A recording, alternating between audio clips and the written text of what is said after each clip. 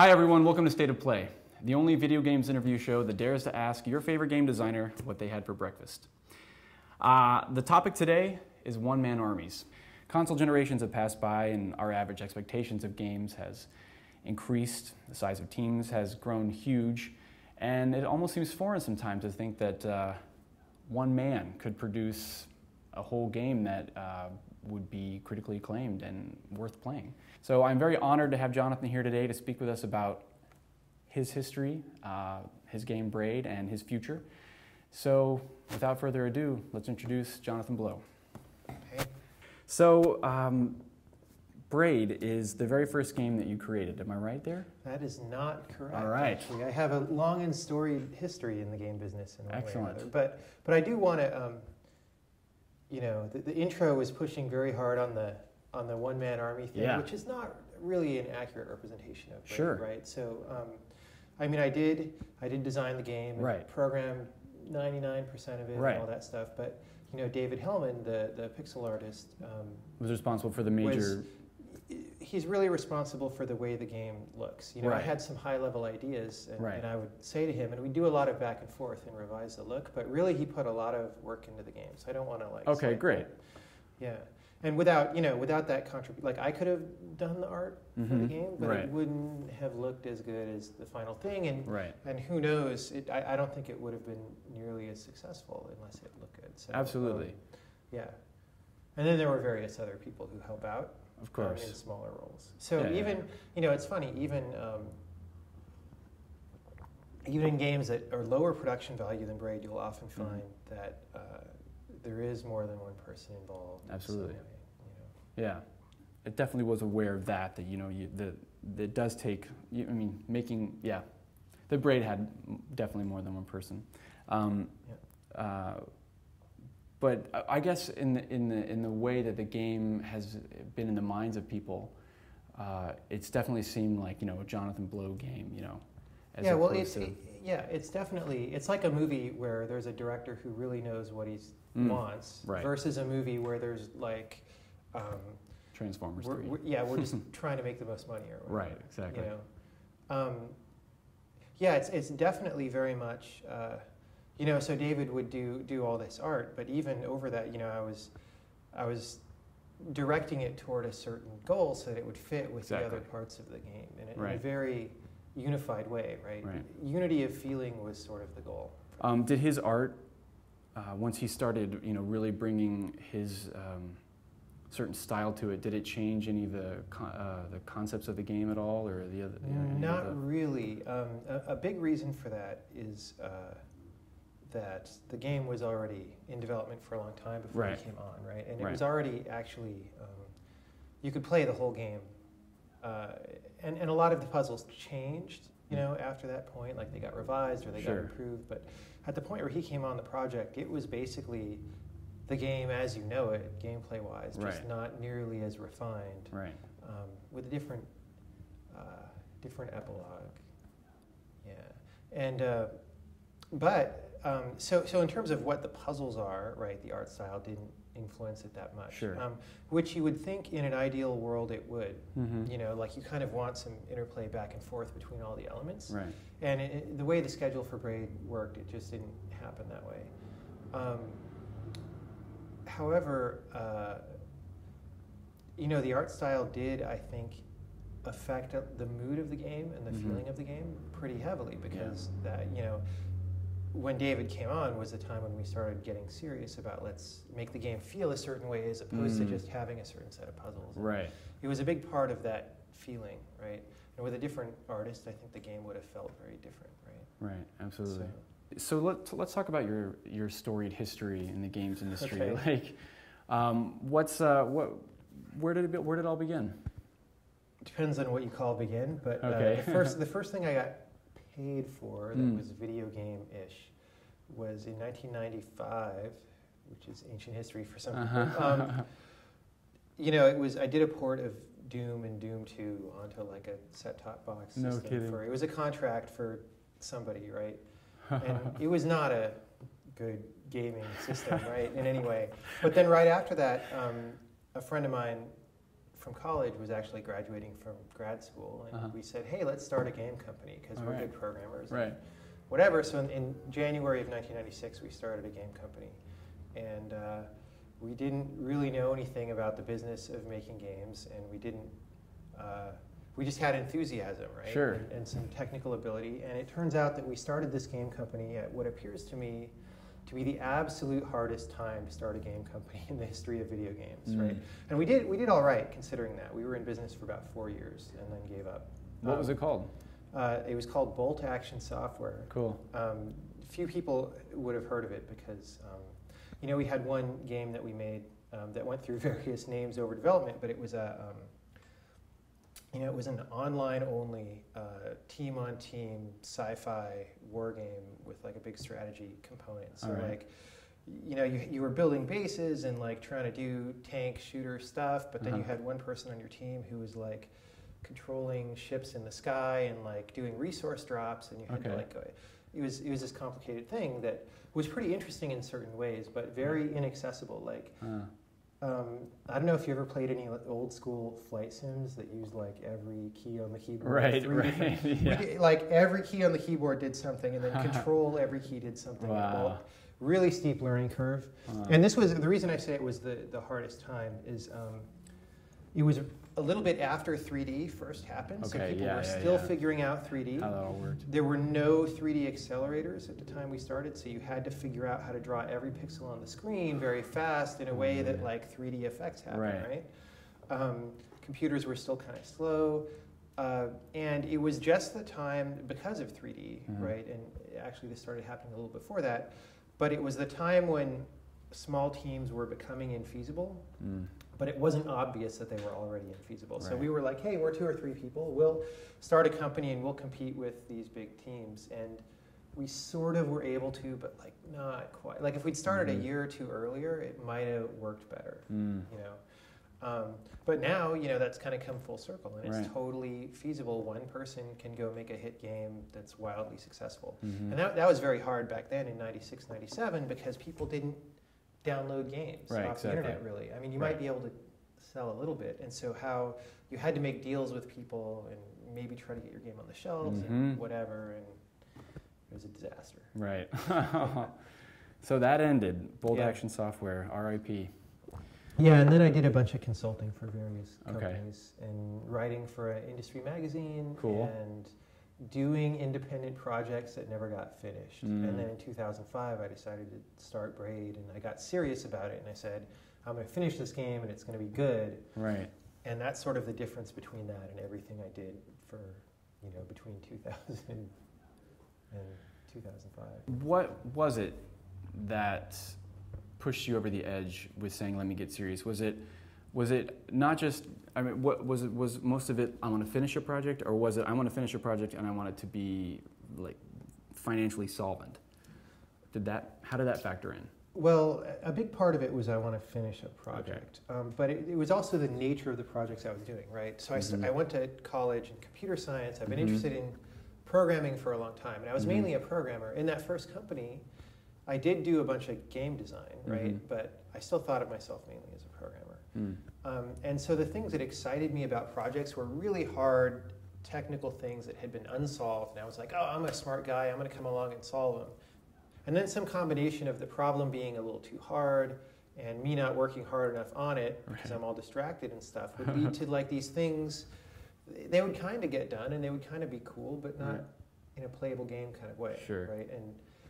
And I knew what a playable game was because of this first company, right? So I was like, this doesn't really work, and I'd get depressed, and then I'd move on to the next thing. So at some point, what interested me, I got good enough at game design thinking, good enough, right? That what I saw as possible in terms of design started becoming a lot more interesting than what I saw in terms of tech stuff. So for Braid, the idea was, I'm going to make a game. It's going to be 2D, which is vastly easier to get things done in than 3D, right? And that'll let me focus on the design and make the design as good as possible. And I'm going to get it done, and hopefully it'll be financially successful.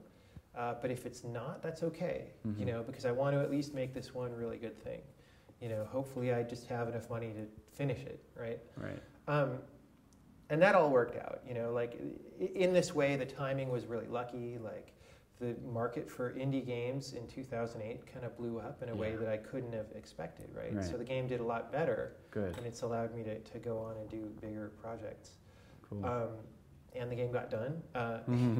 Even though I made it 2D, it still was pretty hard to get done, It's really, programmers classically underestimate how much effort things are. And this was no exception, even though I had a bunch of experience at that point. But it got done, and I'm happy with it. What I ended up with was better. Like if I somehow look back at, in late 2004, early 2005, at like what I pictured this game to be like, it wouldn't have been nearly as cool as the thing that I ended up with. So that, you can't ask for more. No, than that, you really. Can't. That to me counts as a huge success. Congratulations. And critically, I mean, it was also, the game was a huge critical success. So was that, I mean, obviously that's something you hope for, but was it up to your expectations? Did you feel like it was, people were giving it too much praise or not enough praise? Like, I have a lot of different feelings on this. And this is maybe not that important, so I don't want to spend a huge amount of time. Oh, sure. But at first, I actually thought the game would be a lot more divisive, right? Like I thought maybe it was a kind of game some people would love, but some people would totally hate. And that appears to be true, like if you look at gamer forums or something. Okay, sure. There are some people who totally hate the game. But in terms of critics, it didn't really get any bad reviews to speak of. That's and great. I was really surprised by that because it was very different from games that you'd seen up till that point. But so that was cool. What I learned, though, from that process, it was good to see all these good reviews for the game. Right. What I learned, though, was to not take good reviews that seriously, and especially not to fall into that trap of whatever I make next has to get good reviews, has to get better reviews, right? Right. Because for a lot of reasons, right? But ultimately, I just kind of have to make what I want to make, and what I saw from Braid was that the reasons people like the game tended to be kind of in the same directions as the reasons why I made the game, but not really, right? Okay. And especially, even among good reviews, some reviewers I felt really understood the game, and some didn't really, or saw it as, I don't know, something other than what it was, or didn't look that deeply into it. Right. And actually, when I think about reviews that stand out in my memory, right? One of the ones that I liked the most was actually a thumbs down review. It was just thumbs up, thumbs down. That was the only review system, I like right? I like that system. And it's a relatively, I probably won't go into who it is, but it's a relatively well-known game writer. And he was like, I don't like this game because of this and that and that. And I like the review because the this and that were actually relatively insightful. Like they were things that were definitely true about the game, but most reviewers didn't really understand or write about, but that I thought they were like part of the core of what makes the game what it is, right? Okay. And so he saw that stuff, and I was like, okay, cool. You didn't like it, but I'm glad that you saw that stuff. Right. So yeah, I think what happens is you make a game and you put it out there, and people are going to think what they think about it, and obsessing over that is not productive. Yeah. Yeah. Let's get to what I've heard you talk about before, about false achievements in games, or designers creating these sort of carrot and stick ideas that kind of falsely extend game mechanics for no good reason. Right. So, yeah, for me, there's a lot of ways to think about it, but one of the basic questions it comes down to is why people are playing a game. Right.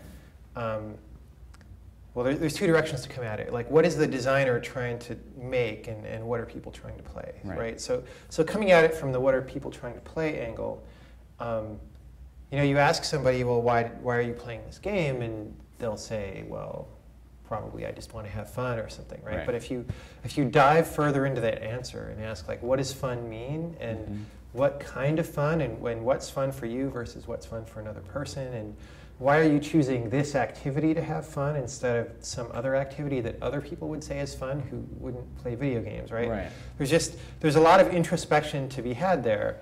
And, you know, when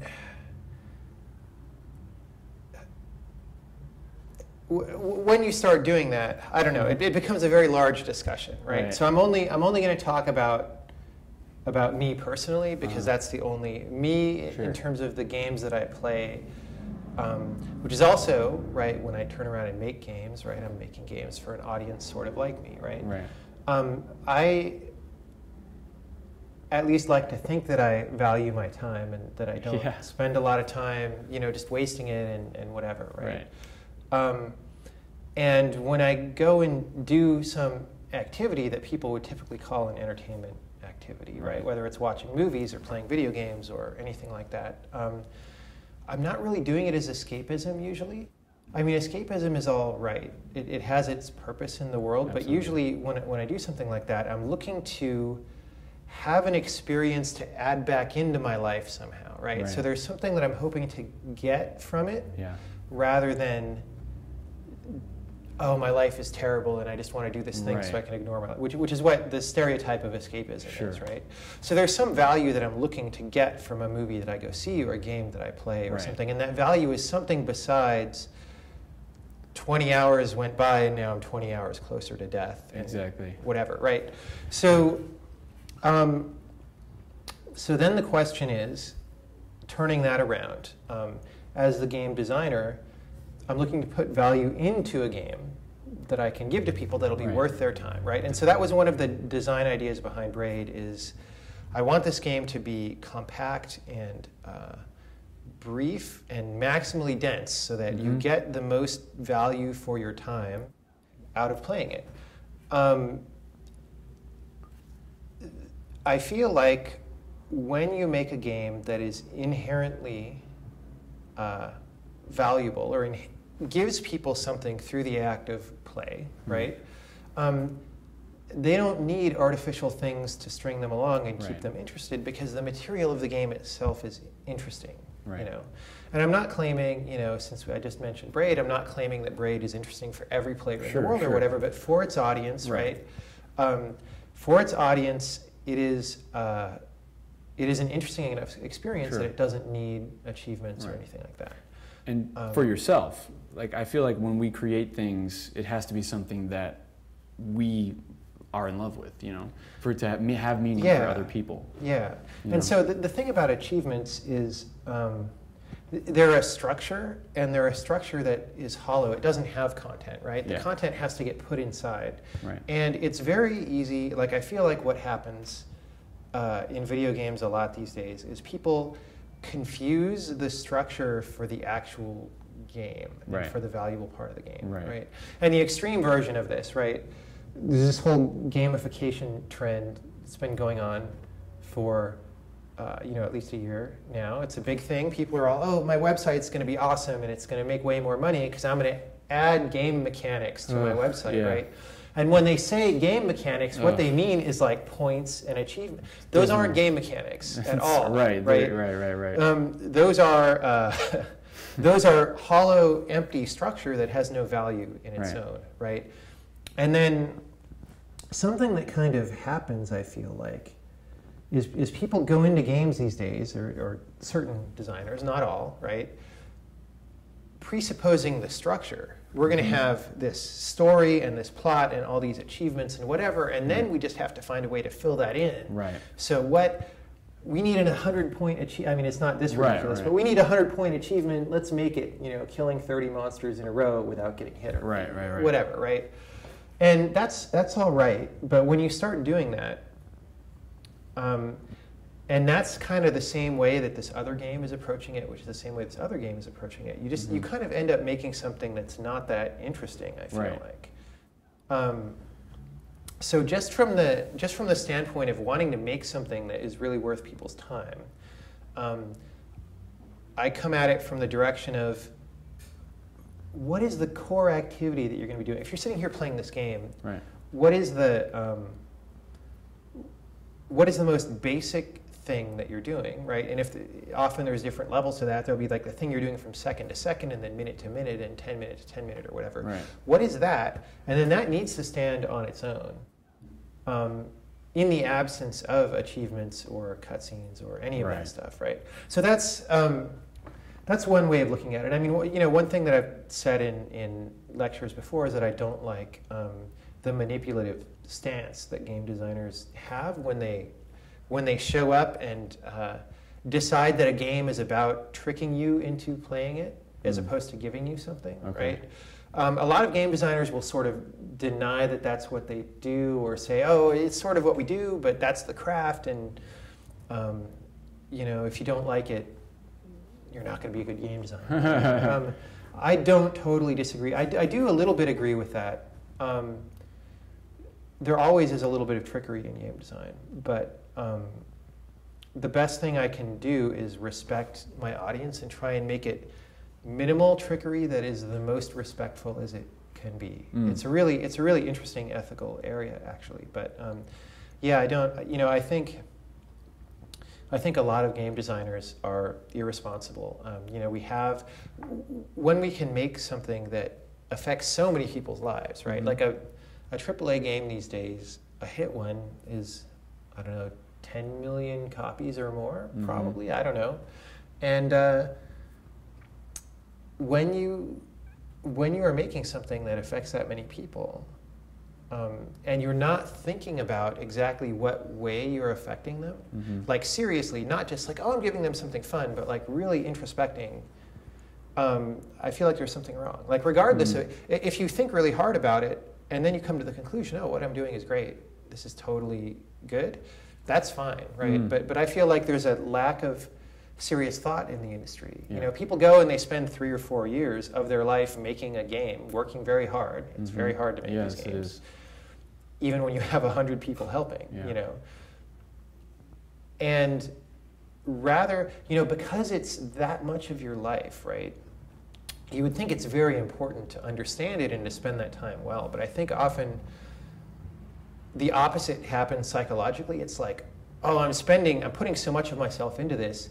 The thought that it could be a bad thing when I thought that it was a good thing is almost unbearable. Right, and so they'd rather just so I'm just not going to look at that, right? As opposed and I'm not saying that, I'm not saying that all game designers are like that, but I've encountered what I perceive to be that attitude. Whereas other game designers, who make games where you just run around killing 100 dudes or whatever, I've had totally reasonable discussions with them, and they're just like, no, I've really thought about it, and here's what I think, and so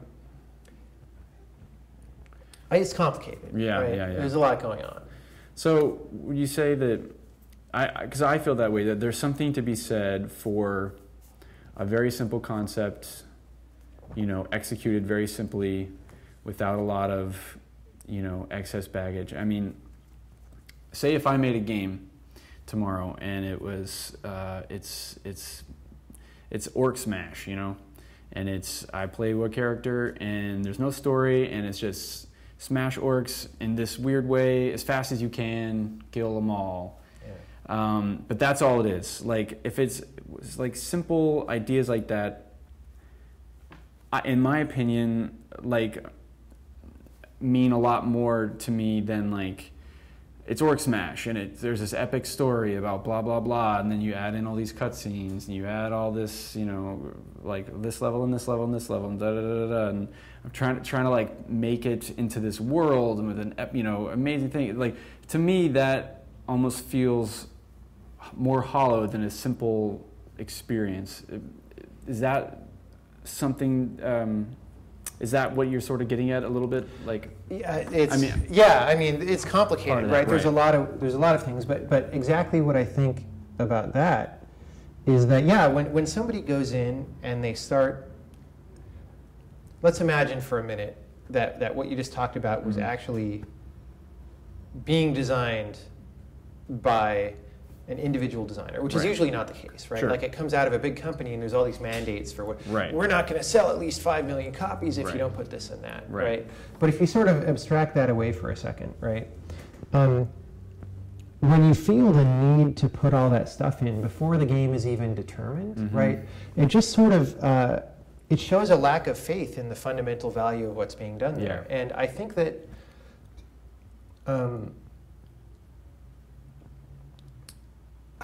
that's not necessarily surprising, though, because an awful lot of game designers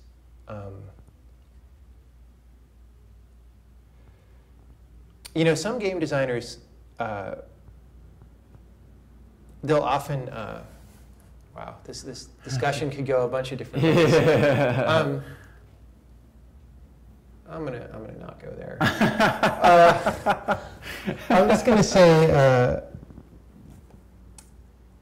what were we talking about? Oh man, I just went off in like 10 different directions. Yeah, cool. It was about.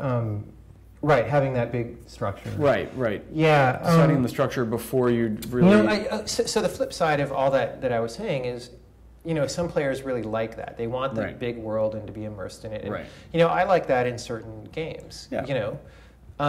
But I feel like the right way to do it is to make sure that the core of the game is intact and that it works and build out from there. And not, you know, not again presuppose the structure and then just try to fill it with stuff and then you're on a schedule and the stuff you're filling it with kind of sucks and then you have to ship the game and it's not that good, right? That happens very often. Very often. So, you know, I mean, I really like kind of those big plotty world games. Oh, me too. Sometimes. For sure. Yeah. Not most of them, but certain of them I really like a lot. Yeah. Yeah, it's a valid form, right? So let me put it that way. It's a valid form of game that has a lot of value that you could give people that way. But when you go into it thinking that somehow every game has to be that way, or every good game or every real game has to be that way, that is a big mistake as a designer, I think, because you miss a lot. Right, I agree. Yeah. So give me a small example of trickery in Braid versus like maybe an example of trickery in maybe a different game. You don't have to say like what it is or anything. You don't have to like call anyone out, but like. Give me an example of what you mean, if you are comfortable. Well, it's okay. Let me preface that with a little bit, right? And I gave a talk at Rice University last September that people can look up on the internet that actually goes into depth on what I perceive as sort of this ethical dilemma of being a game designer. Right. It comes back to this question of what is fun and why. Right. And you know, most scientifically educated people these days would say that human beings evolved on the planet Earth under a certain set of constraints, right? And that what we find fun is grounded in our evolution and our survivability, right? And you can go forever like pontificating about what exactly that is, and we don't exactly know. We can make some educated guesses, right? Understanding new things or becoming more aware of your surroundings is fun because knowing what's in the environment around you is conducive to survival or something, right? Getting more stuff is fun because that equips me better in case something bad happens. Whatever, right? So all kinds of things. You start looking at it through that lens and a lot of things make sense. Now, the reason that I say that there's always some element of trickery in game design is that certainly in the West and really around much of the world right now, we're not worried about survival in a minute-to-minute kind of way, right? We still have all of this, all of these evolutionarily instilled drives in us, but we're living in an environment now that's very different from where those came from, right? And so sometimes they become big problems and whatever, right? So Maslow's pyramid, right? Oh, you mean in terms of not like those things or those needs are taken care of? Our needs are taken care of, so those dramatic instincts rise to the next level. So suddenly, you know, being stuck in traffic is worth killing a man. Exactly. And you know, there are. I mean, this being America, there are plenty of people these days whose needs aren't actually taken care of. But for the majority of people, the concerns are different. So and you know, you see these drives; they're still active, right? So somebody who's kind of rich and has $1 million house, looks at their neighbor's $3 million house or whatever and feels like they are poor, right? Which is very sick, very sick. It is. Like people used to have to Yeah, I mean, I get asked questions all the time about, once in a while, when I'm on panels at conventions and stuff, about like, is it hard to be an indie game developer? Is it scary to go out there and do it? And I'm like, what are you talking? People used to have to like walk through the jungle and like find something to eat and get attacked by tigers, right? And you're asking me if it's scary to like work on an indie game? You know, it's so because those drives are not really necessary most of the time. We have rare moments when they're necessary. But they're still active, like that. Finding things fun is one of those things. Like, what do I find fun has a lot to do with survival value, and whether directly or indirectly through social value or whatever. And so if we're making something that people are going to play, we're in a sense subverting their survival instincts a little bit to get them to play. Right. Right? Okay.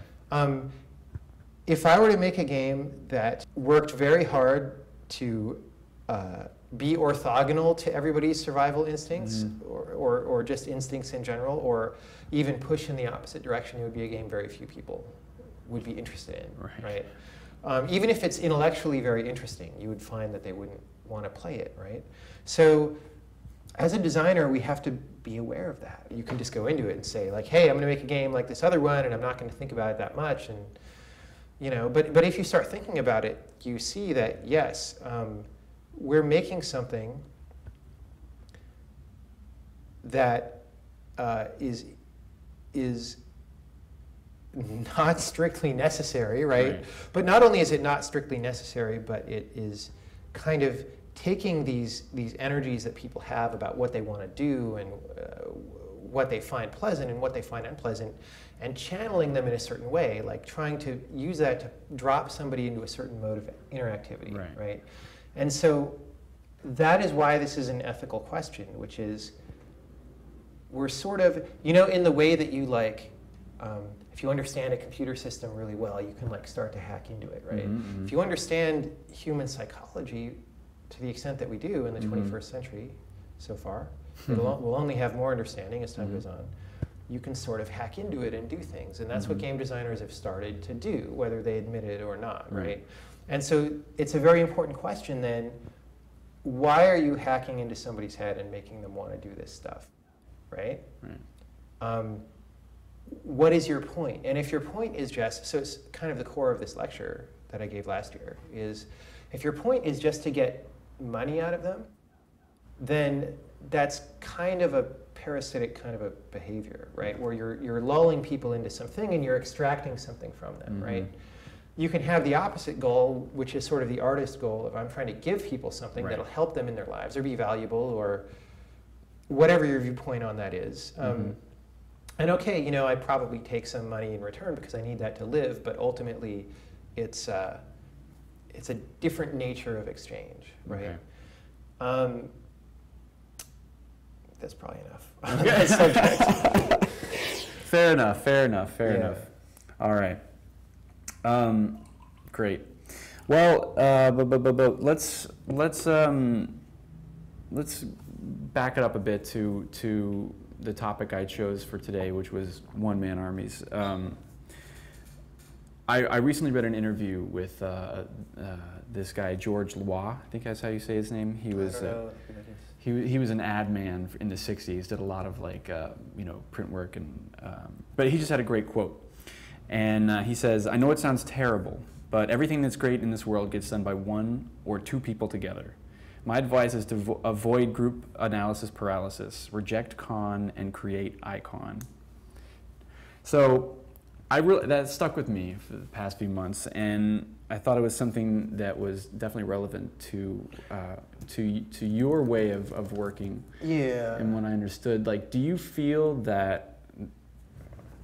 And is that a part of the I imagine you definitely wanted to do Braid as a, you know, as your own project and like and have it done. Like, do you feel this way as well? Like, do you see this sort of grouped? Yeah, I do. You know, it sort of depends on how you choose to interpret like gets done by one or two people. Okay. Right? Yeah. I mean, even on this game that I'm working on now, there's more than one or two people working on it. There's probably like 5 people working on it right now or something, right? But it is, I'm responsible for providing that strong vision once again and making sure that everything happens, right? And I think that that's one of the things. You know, somebody might think that the game mechanics in Braid are good or that it's experimental or whatever, but part of what people respond to, like you were saying earlier, is you can tell that there's a strong vision behind the game very quickly, right? And that's just very different from what people get most of the time, right? Because games made by bigger companies do tend to have this design by committee thing going on, and things that are designed by committee tend to start to feel the same because committees tend to converge toward a certain average committee, right? You don't do things that are amazing by interviewing, like the way that works a lot is by focus testing, where you have a group of people in who are like who you expect to sell the game to, and you ask them like, hey, should this mascot character like be a rabbit or should he be, you know, a bear? That approach is successful to a certain degree, like that's why people do it, right? But it doesn't help you, I think, make something that really changes the world or impacts it in a significant way. I mean, you can always get lucky and impact the world in a significant way, but like if you're really trying to be more than lucky, it's not a good approach. The example that I use, because game design is a very intangible thing to talk about. Right? The example that I tend to use, and I'm going to have to stop using it soon because it's going to be too old, but is the iPhone, right? I mean, if you remember what cell phones were like before the iPhone got announced, right? They were, you know, just had little screens and like a lot of buttons, and you were doing your like, whatever that text encoding thing is called when you're texting people. And they were very different, right? And if you had held a focus group, which those companies I'm sure all did all the time, and said, what do you want your phone to be like? If we were going to make the awesome phone, what would it be? And they probably would have said, I don't know, this would have been, right, like, you know, 2006, 2007, they would have said like, I want free ringtones or like, you know, stuff like that, right? You wouldn't have gotten anything like the iPhone, right? Something like that comes from sitting down and fundamentally questioning what is being done and looking at all the things that are dumb and saying we're not going to do those dumb things anymore, we're going to do something cool, and not listening to what people say they want. Like it's kind of tricky, right? Because you want to respect people. You want to some degree, give them what they want. But you want to give them what they want that they do not understand that they want, right?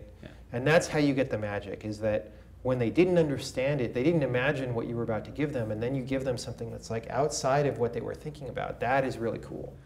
The ideas at play in Braid and the whole, the style, there's so many interpretations you can take from the story. And my take on this is, I was you know, I was on Wikipedia reading about the game, you know, just getting some different feedback, you know, about it or ideas about it. And some people said, well, you know, there are certain theories that hold that it's definitely this, about this, you know.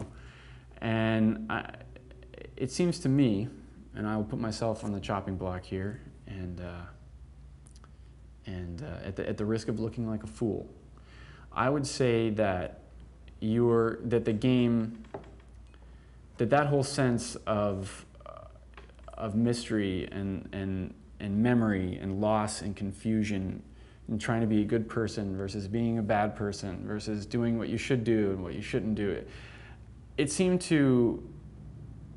that the aim of the game was to just kind of implode like life's questions, you know, and then like explode them again and just have them like, you know, be everywhere. And you know, the game mechanics definitely worked very well with this. And that would be my interpretation, that it starts off very kind of simply. It's like, oh, you know, I have this objective to get this person back, you know. And then from there, it just brings, you know, everything that life has to offer, all the confusions, and, you know, kind of just lays it all out there in certain ways. Would you say that that is an acceptable interpretation of the... Well, I don't want to put myself in a position to accept or not accept, okay. But, yeah, I mean, I think confusion is a very good word. I don't typically like to say too much about the story. Sure. Just because when people talk about the game, they always like laser focus on that. When I think that there's so much else to the game, right? You know, I wouldn't have made the game described in the explanation, right? Okay. Like I had other things going on. Not that those are false. Right. If you start thinking about the story in a little bit more of a non-dual kind of a way, where like something doesn't have to be true or false. Yeah. You know, although it's really amazing. One time, it was like in late 2008 or early 2009, when there was still a lot of people talking about the game on the internet. I was reading on some forum somewhere, I don't remember where, and people were like, "What's this game about?" Blah blah blah. And most of the most people, whatever, they have their own random ideas. But somebody said a 7-word phrase. And I was like, you know what? That is exactly what the game's about. 7 one-syllable words. And I was like, oh my God. I never thought to describe it in that way, but that is exactly the game. So I won't say what that phrase is. I'll leave the mystery hanging. But cruel. Yeah. All right. Well, but I think I was really, but it does. It is. I mean, a lot of people say, "Oh, the story is." I don't like the story because I can't figure out exactly what happened or whatever, and that is not the point of the words in the game. Is to tell you things that happened exactly. Yeah. So. Yeah. Oh, I'll leave that there. Right, exactly. I think that's part of being an artist too, is that you can't ever, exactly expect what someone is, going to take or not take from your work. And I think that's why obviously so many people are hesitant to talk about it, because I say, I wrote a book about a rabbit on a farm, and then I get all these letters in the mail saying, "This touched me so much, reminded me of my son with cancer," and you go, oh, and you say, okay, well, that's not what that was, but I'm appreciating there's, some truth in what I wrote that is, is having a ripple effect, to people's lives, and you say, okay, great, and at least, in some way, if your art is touching someone in any way, then you've done your job, I feel, so. Yeah, you don't, one thing that is impossible, right, is to in any way control how people interpret what you do. Right? Sure, exactly, and so part of what I was trying to do in Braid actually is to create a lot of space for interpretation, right? And what happens when you try to create space for interpretation is that people will come up with different interpretations, right? And that is that means it worked. Like I'm okay with that. Right. In the same way that there's space in the game design, right? Like the levels are presented linearly, but you don't really have to do the puzzles. If you get stuck on one, you can walk past it. You can walk through a whole world and say, like, I don't really want to do that. There's a certain amount of space there. Actually, in my new game, that was the most space that I could figure out in Braid, how to kind of fit into that structure of a platformer that where I still needed to introduce concepts, or they wouldn't, because if I didn't introduce concepts in a certain sequence, it'd be really hard to understand, right? In the new game, there's even much more space. It's not even presented linearly. Like once you get out of the certain beginning area, you can go anywhere in the game world and run into any puzzles that you want. So I don't know if there will be correspondingly more space in the narrative. We'll see. So is that something you're still working with? Is the narrative, would you say, are you willing to, if you're willing to talk about it, is the narrative shaping up alongside the concepts, or is it do they kind of, if there are bars, like one fills up here, one fills up here, like, are they? So I knew, much like with Braid, I knew what the fiction was going to be behind this game early on, in general terms. Right. There are things that are important about it that can't really change, and then there are things that are details that we can change. Right. And we're still figuring out those details right now. We've actually just sort of launched into our second revision of the narrative, because we tried one out actually at the Game Developers Conference a couple of months ago, and we put some stuff in and we're like, let's see how this works, and it didn't really work the way that we wanted it Because this is a very strange and experimental game. I mean, it's weirder than Braid is structurally, and it's less conventional. Okay. So what that means is that you have less of an idea how it's going to go when you play. So it's the way that I tend to do it is let's put something in there, and it's not going to be a high quality attempt, but like let's get it in there, give it to people, let them try it out and see how it goes. So we're on version 2 of the story right now. Story, right? People who didn't like the story in Braid may well, I don't know. There's some parts that are, it's interesting because it's a much bigger game, right? Braid had maybe 4 or 5 hours of gameplay. Sure. I mean, it depends very much on who's playing and stuff. This game, it's hard to say right now, but it might have 10 to 15. Maybe I'll edit it down some, but it may be that long. And so when you've got that much longer, the structure of what gets told is different. And we may have the opportunity to have a broad structure with a lot of room for interpretation while still providing a lot of concrete specifics in individual places, like having little linear runs of narrative that give you a concrete piece. But then how those pieces fit together, there's a lot of space, you know. So we'll see. We'll see if that works. Cool. Next week, the idea might be totally different, right? But that's kind of the direction we're going right now. Cool. And the game is called The Witness It's as called of The now, Witness, right? yeah. Do you see that changing? I do not see that changing. All right, Yeah. cool. That's wonderful. We talked a little bit about the pressures of the, matching, meeting your expectations. Has the experience of that been an easy one for you, or like, are difficult in any way? Like, of meeting my own expectations? Yeah. Yeah. I mean, so after Braid was done, I felt like that was a really good game, and I didn't know how I was going to make a game that was that good, right? I actually feel like The Witness is going to be better than Braid. It may already be better than Braid. I have some friends who say it is. Great. Yeah. I can't, I can't judge. Sure. I'm too close to it. Yeah.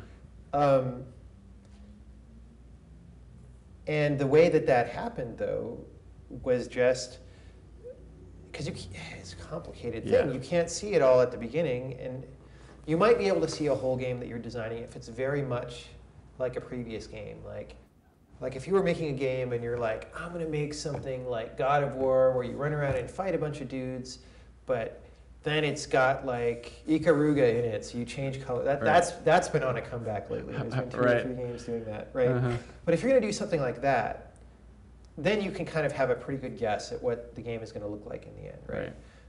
For this, I didn't really know because I had some basic ideas that I was chasing down, and then it's like, well, we have to do a couple of years of work to fill that in and see where that goes and what it is.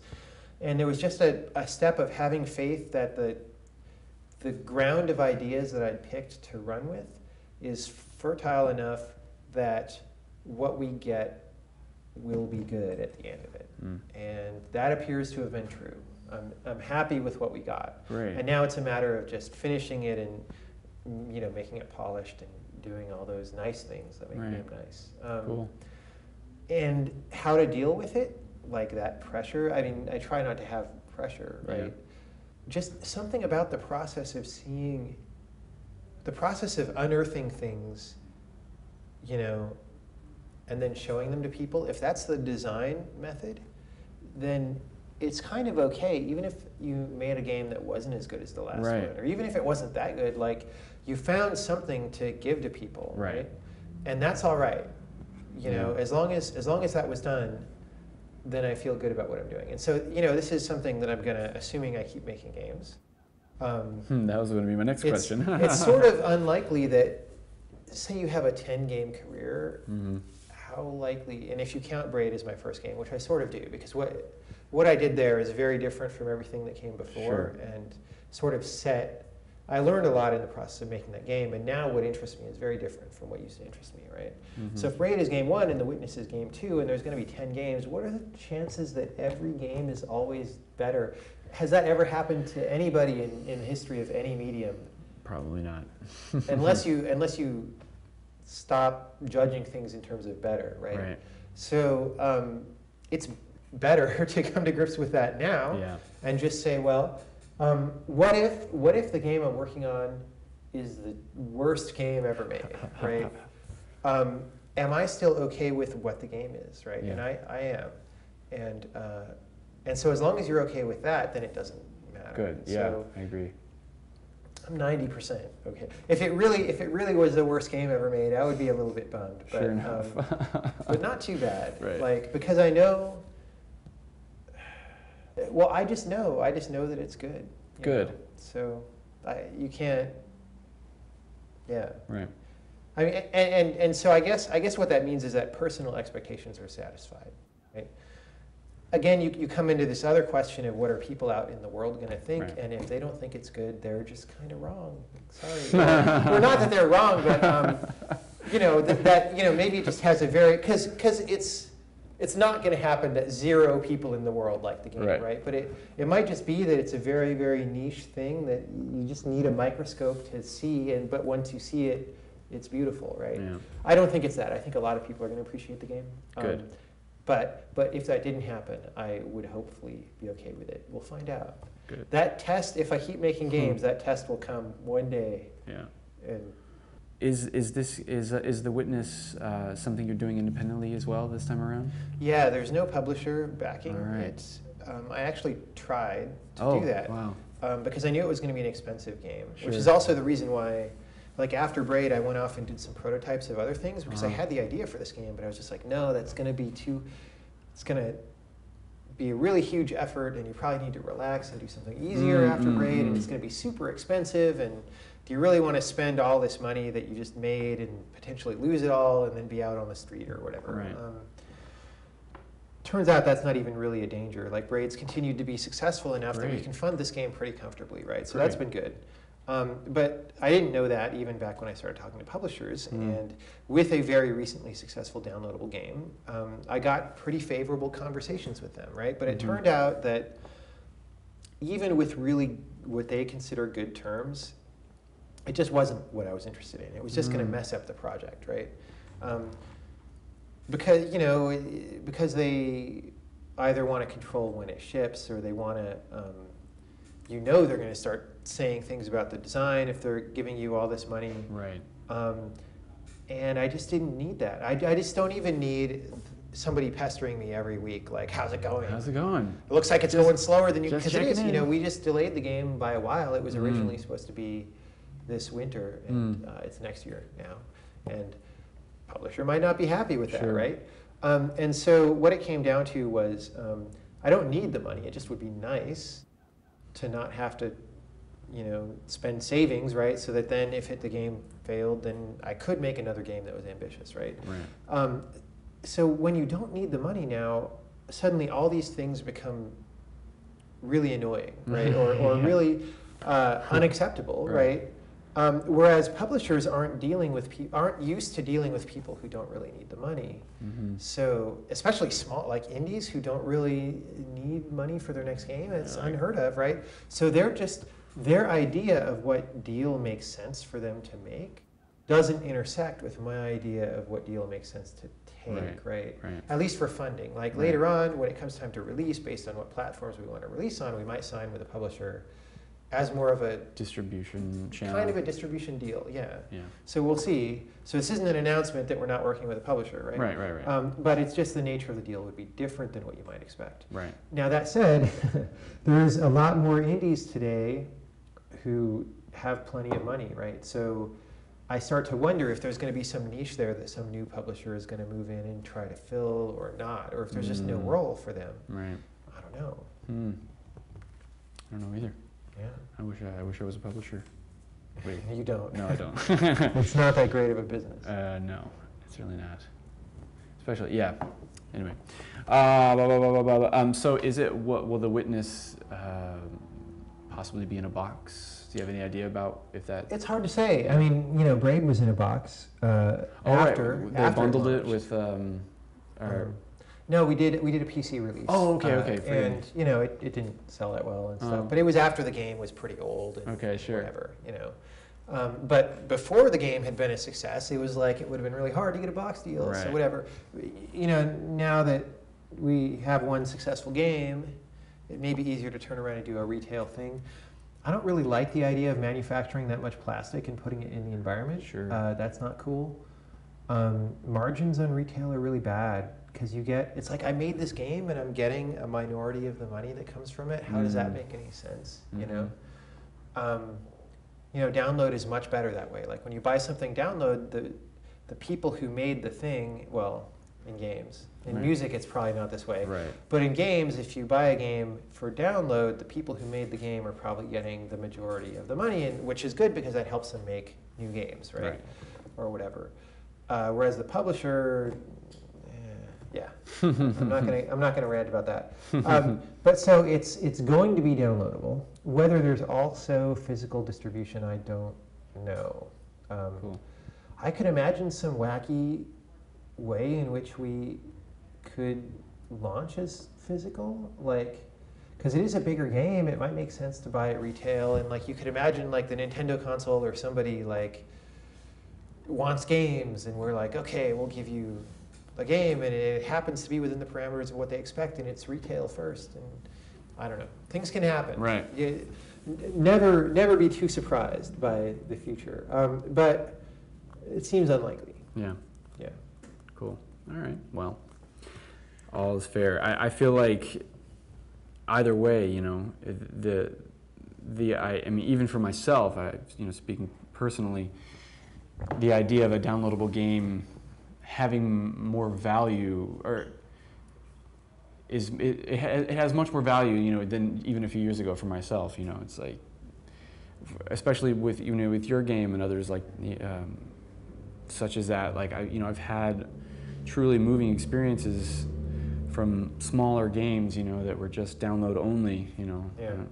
And now it's started to, the whole arena is starting to change of what I expect, you know, from a game product, whether it comes in a box or not. So I feel like it's fantastic. It's a great wrinkle in the whole thing, and we'll see how it plays out. Yeah. If only they would release the bigger games at a lower cost online. Like I feel like you would really see, you know, some changes, but I don't know if that's ever going to happen anytime soon. Eventually, something like that will happen. Yeah. It's going to take some time for people to get used to that. Yeah.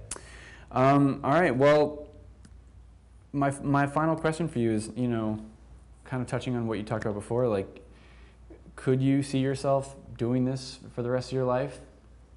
That's always been the assumption, right? But actually, lately, I have been questioning that assumption. Yeah. And I don't know what else I would do. Sure. But it starts to feel really weird after a while. Yeah. Like when the kind of things that I'm interested in making are actually, let's even ignore the game developer part and just me as somebody who plays games. Sure. Like, I don't really play that many games anymore because they're just not that interesting to me now. And part of it is probably age, right? Like I'm in my late 30s. I'm going to be 40 this year, right? Oh. So when you're that age and when you're okay with your life, I don't know. There's all kinds of psychological factors and stuff. But like I don't need whatever it is about, like, you know, beating 50 little game characters up with a sword. Right. Like that doesn't do anything for me anymore. Yeah. Like that is not an interesting activity. So the game has to bring something else that makes it interesting. But, you know, learning combos or whatever, I've done a lot of that. Sure. I've had, you know, 30 years, 30 more than that, because I started playing arcade games when I was little. Right. 34 years or something of like learning combos. It's not that interesting, you know? Right. So for me as someone who plays games, right? Yeah. I don't see very much getting made that I am interested in, right? Very few games. And some games that I'm kind of interested in, they'll get made and I'll play them a little bit. And then I'll drop them, you know. So I go buy a $60 game and I play it for 2 hours. Well, that kind of sucks, you know. There are occasional exceptions. You know, there have been AAA games in the past few years that I played from beginning to end, and they were long, and I like them enough to keep playing. But it's really, really not that many. Sure. Right? And so I see my life leaving the trajectory. Like I had hoped that hey, more artier games are happening and more independent games are happening, so there's going to be more stuff that I want to play. Not happening as fast as I would like. So, and then of course I'm here at E3, and the show hasn't started yet, but it's always, for as long as I've been in the game industry, it's been very depressing in a certain sense to walk around E3 and see how much of the same stuff there is. You know, like people who aren't in the industry probably don't quite get that perspective because they're sort of mostly paying attention to the games that they're most excited by or whatever, right? But when you walk around and you don't just see the top first-person shooters coming out this year, but you see every single one, and you see how lousy some of them are, right? It's just like beating you over the head again. And so, you know, not the best time of year to be thinking this way. Yeah, like as somebody who has been excited about video games for much of my life, I want to keep being excited about them, but I'm not really right now. You know? So then the question is there a role for me as a creator under those kind of circumstances or not? Like, could you imagine like a novelist who doesn't like to read anybody's books? Maybe that's true. Maybe there are some novelists who are like that, but I find it hard to imagine, right? I think it does happen. So, I mean, whether people. I think because an artist like experiences or has to think so much about the process of it, of creating, and then it starts to you kind of exhaust all the ideas that you think you might see ever. Maybe it becomes a little tiring. Yeah, but I mean, when I think about what I want to play, right? It's a lot along the lines of things that I like to make, right? I want to play games that value the player's time, that have something new to bring, right? That's not just fooling me into giving it $50 or whatever.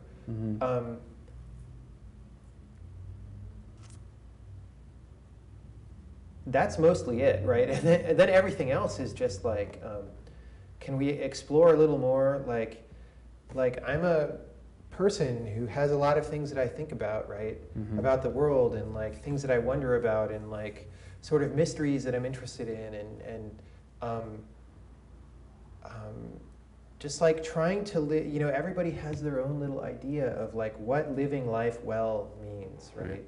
And I have that idea, and it doesn't have very much to do with shooting a lot of guys in the head, and there's nothing wrong. So while saying that, I will say there's nothing wrong with games like that. Like I was a big Counter-Strike fan. Like I played at the like the West Coast clan top ranked level for a few years, right? And that was a really good experience. It also means I can't really play most shooters these days because they're just not as serious. Yeah. But so there's nothing wrong with a game where you're an army dude and whatever. But the problem that I have is like that's every game. Every game is like an army dude or a sword dude or whatever. Or even I was playing LA Noire and like okay, you're a detective, but you get in shootouts and you shoot like 30 guys. In the middle of the shootout. No, don't tell me that. I haven't played it yet. And okay, that's not really a spoiler because it happens a lot. See that, but that was my same problem with Red Dead Redemption. Everyone. Well, Red Dead Redemption, that's a really good like.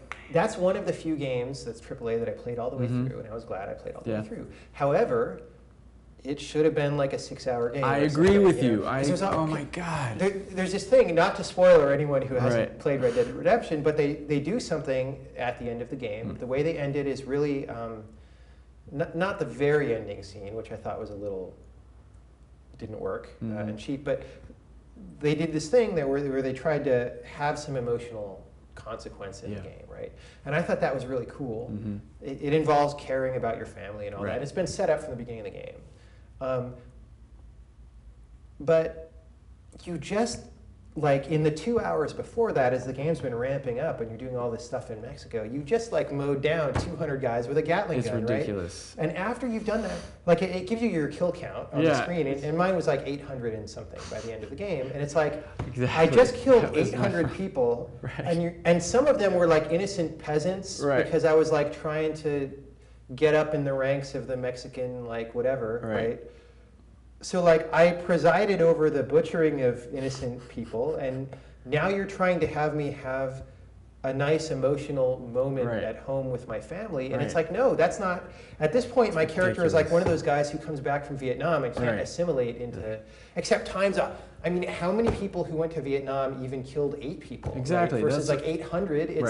It's just so. So you get this thing again where the form of the game interferes with some of what they're trying to do, and it would be more powerful somehow if they had not done it. I agree with you. But that rant aside, right?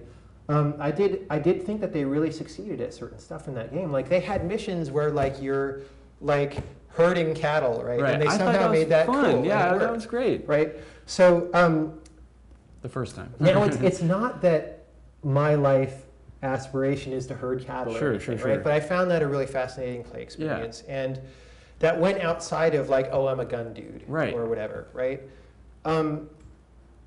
Very few games do that, right? Especially very few, bigger games, but even independent games. They're all, fantasy, sci-fi, military, whatever. Right. Like Frozen Synapse, the game I was just playing the other day, is a sci-fi military indie game, right? And it's kind of cool, but it's like, I'm just, and when, so my point is, there's nothing wrong with individual games like that. They can be very rich experiences to have. But when every single game is like that, and like everybody who plays these video games is living in a little bubble surrounded by like burly men with swords and like cool, fast aiming ninja sci-fi gun guys. It's like that is a very tiny escapist bubble, and the universe is like huge and vastly dwarfs that tiny thing. And like for us collectively to not even be poking our heads out there and actually looking at that, I can't do it. I can't do it anymore, right? Yeah. Like, I flip through Xbox Live and I look at what the games are, and it's just like, I can't do this, you know? I guess on Xbox Live right now, there's a little more, at least, in the way of like racing. So I'm still reigning victorious over other people, but not by like stabbing them or whatever. But it just, what appeals to me is out here, right? It's not in here. And so the question is just, what does that mean in terms of my future as someone who makes video games?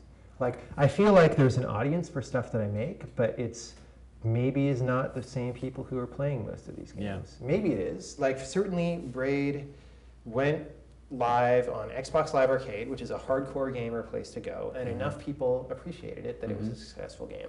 Maybe that'll continue to be true, but I really don't know, and that's a very long answer to a short question. No worries. Yeah. No worries. Wow. Well, man, I feel like that's, I feel like I know you now. I feel like this is, I've had from you what I need from you, so thank you. Right on. Thanks for inviting me. Yeah, man. Thank you so much for coming on the show. Like, I mean, I like interviews where we get into what, interesting subjects, right?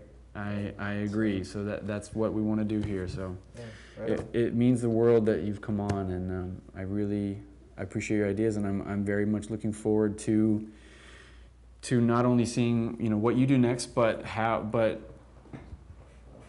furthering these ideas, and and seeing this sort of head poking out of the bubble forever for all of us, for the industry. And so the funny thing, I was thinking about that bubble kind of thing. Just to toss one. Do it. The thing is that you don't see that it's this bubble while you're in it, right? I mean, it's been there the whole time. Like, games in the 90s and 2000s when I was playing a lot of video games were still all the same kind of subject matter. But for some reason, when you really like those games, you just don't see, or maybe you see it and you're like, well, that's just what video games are. But it's when you can step outside for a minute and sort of adopt the viewpoint of one of those people in the public who doesn't play video games, and you look back on it, it's weird. It's like, why do all these people, and again, I'm going to get a little bit brusque here, but like, why do all these people need this constant ego reinforcement of all this, like, being, or whatever? Like, why can't, I don't know. I'm just going to leave it at that question, right? But yeah, so yeah, and so if any viewer of this interview doesn't quite understand the bubble I'm talking about, it's an interesting exercise to just kind of stand back and try to even see it. Yeah. Because it's really there. But anyway, thanks for inviting me to do a substantial interview, and good luck with your future ones. Thank you so much. You're doing a bunch at E3, right? So. Well, we're doing a few more tomorrow, and then maybe some more if we through E3. But we're still kind of we're in the nascent stages, so we're still figuring it out how we're going to go about doing this. But I'm having a great time, and I think it's going to be. I think we're going to find some folks who appreciate this sort of dialogue. So, right on. Thank you so much. All right, I'm Brandon Bales. This has been State of Play. Thanks for watching. My guest has been Jonathan Blow. Fantastic. Thanks for joining us. See you later.